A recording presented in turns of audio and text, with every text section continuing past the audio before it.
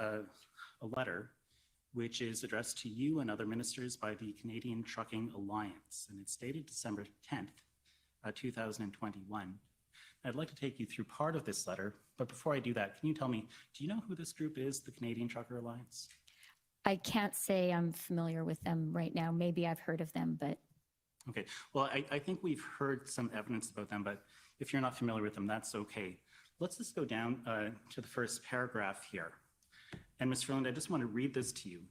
It says that the Canadian Trucker Alliance is disappointed to learn that our current exemption from the national vaccination mandate is being removed, considering the immense impact this decision will have on already beleaguered supply chains. Do you see that? I do. Okay, and if I can take you to another part of that letter, just the second page, second paragraph, please. Here we see CTA estimates that combined, the proposed vaccine mandate for cross-border truck drivers and the federal sector mandate announced by the Minister of Labour would remove between 15,000 and 30,000 Canadian drivers from the interprovincial and international supply chains. The expected loss of transportation service capacity will trigger significant ripple effects throughout the entire economy. And Ms. Freeland, I just want to ask you, this is something you knew about when the exemption for truckers was removed in February. You knew that this might have some effect on the supply chain. Is that fair? I knew that some people asserted that it might. Okay, thank you. And I'm going to suggest, this is not the first time this group wrote to you. If we can scroll down to page 5, please. We have another letter, just to the top of page 5. Sorry, it might be page 4. Just go up, please. Okay, so here we have a letter. It is a little bit down, please. I'm sorry, can we just go to the top? So December the 8th, 2021, and if we can scroll down to the second paragraph, it says here, when the mandate was originally announced, CTA expected that upwards of 20% of the 120,000 Canadian truck drivers crossing the US-Canada border would have likely remained unvaccinated by January 2022. Of the 40,000 US-based truck drivers crossing the border, CTA estimated that upwards of 40% of these drivers would not be prepared to meet the vaccine mandate requirement. Do you see that? I do. Okay, and just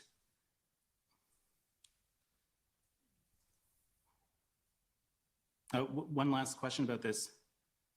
You would agree that the reduction of truck drivers crossing the border when there are already supply chain issues could have an effect on the economy? I don't agree with the estimates that are provided there. And I don't agree with the assertion that the vaccine mandates themselves caused problems for our supply chain. But they affected it. They had a contribution to that supply chain problem. No, I don't agree with that. Okay, well, let's the scroll vast down. majority of Canadian truckers are in fact and were at the time vaccinated and supported the vaccine mandates. Okay, well, let's go to page 6, please.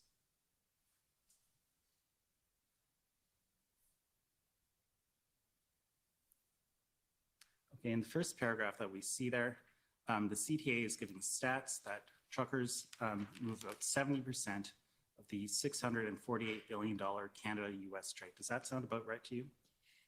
Again, I can't say whether that's true or not, but I have no reason to. Let me say this.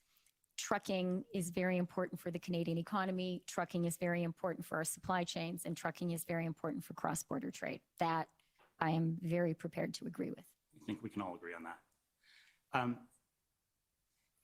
And let's just consider that if what the if what the CTA is saying is correct, and the drivers are reduced by 20%, that's a reduction of 24,000 trucks in the supply chain.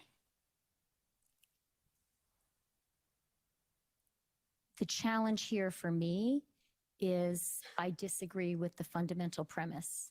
And this was something that was looked at carefully by Minister Alghabra and also by the Minister of Health. Okay, so you disagree with the fundamental premise of the Canadian Trucker Alliance. Thank you. I'll move on to something else. I just want to understand a little bit more about what was going on in January. And you gave some evidence today, and I think you told us that it was a very intense month for you. That would be fair? Yes, that would be fair. Okay, and let me make sure that I understand it. So on the one hand, you were preparing a budget. Yes. Okay.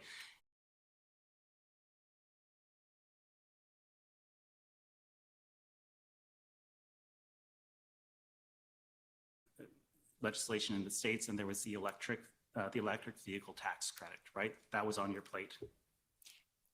Not solely on mine, but it was something I was working on. Right.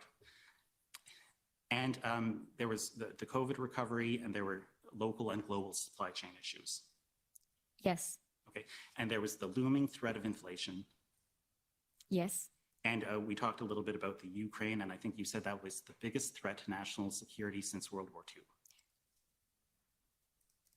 The Russian invasion. The Russian invasion. When it actually happened, yes, I think that is the biggest security challenge, national security challenge our country has faced. And it was on your radar in January. Yes, it was. Okay. And in the midst of this, there was this trucker protest of unprecedented proportions taking place across the country, and you described that as whack-a-mole. No, what I would describe as what we saw happening from the moment that the initial occupation began is copycat protests happening across the country, and that posed a particular national challenge. I see. I thought you said the word whack-a-mole, but it's not important. But what is important, I would put to you, is that the US was unhappy with the situation in Canada, and they were seeing their own vulnerability in our supply chains. That was your evidence, was it not? Certainly. And they didn't like that. The, in particular, blockade of the Ambassador Bridge exposed the vulnerability of the US economy, particularly the car sector, to the Canadian car sector.